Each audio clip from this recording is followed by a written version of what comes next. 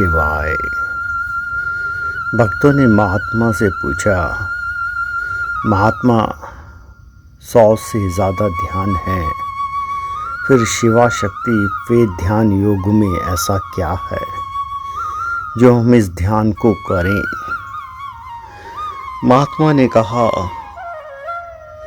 सबसे पहले ये समझती हैं हम कौन हैं और हम क्यों ध्यान करते हैं।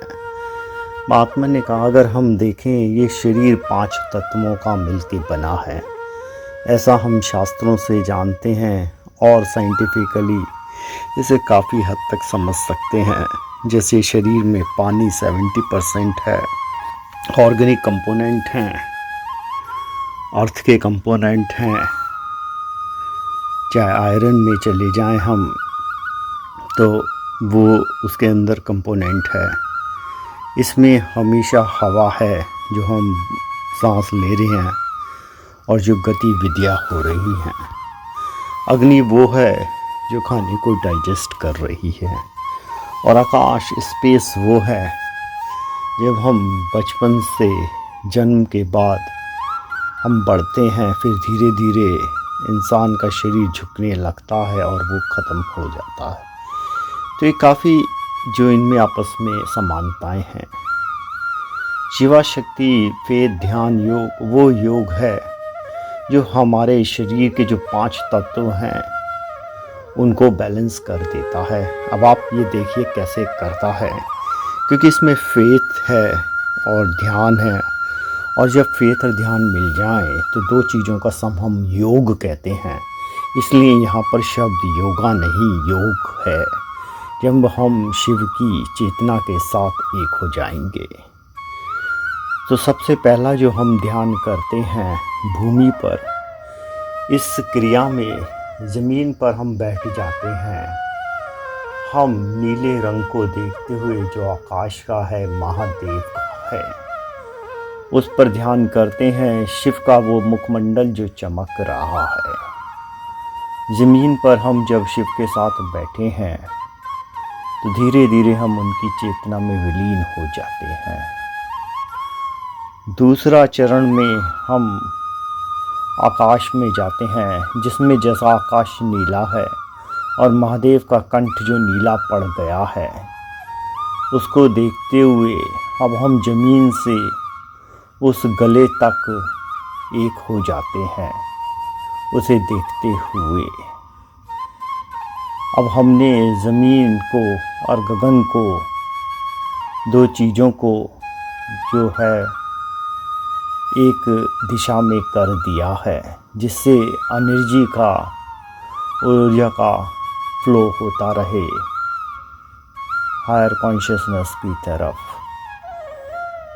अब वायु है, जब ज़मीन है और आकाश है, शरीर के अंदर चाहे वो सांस हो रही है, ब्लड है, हर जगह एक हवा का प्रवाह चल रहा है। अब ध्यान से देखते हुए ऐसे लगता है जैसे शरीर बिल्कुल हल्का हो जाता है, जो भार था वो ख़त्म हो जाता है और हवा में हम एक हो जाते हैं, जहाँ पर ये फिज़िकल फॉर्म अब धीरे धीरे ख़त्म है। अब हम पहुँचते हैं चौथा, अग्नि। अग्नि वो थी जिसकी तेज ऊर्जा से अंधकार को ख़त्म हो गया, रोशनी मिल गई। ज़मीन है, आकाश है, हवा है, तो इस अग्नि का अस्तित्व था। तो हम उस रोशनी को देखते हैं जो उस अग्नि से मिल रही है।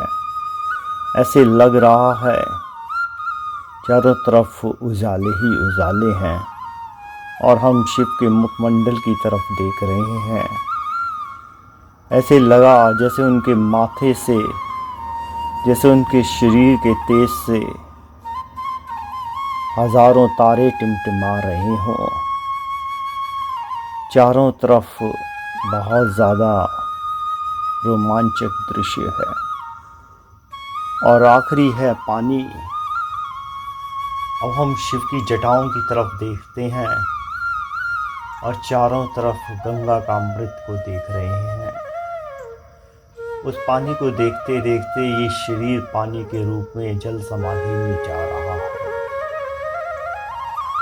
जहाँ पर अब अपना अस्तित्व भी समझ में नहीं आ रहा, क्योंकि हम वो सागर बन गए, हम उस गंगा की बूंद से गंगा बन गए हैं जो शिव से प्रवाहित है।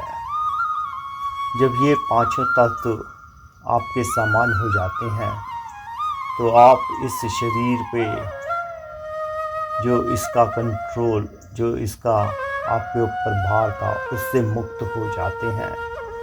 जब ये शरीर के पांच तत्व को बैलेंस करके हटा दिया तो जो बचा वो आप हैं, और उसका आनंद लीजिए। ओम नमः शिवाय।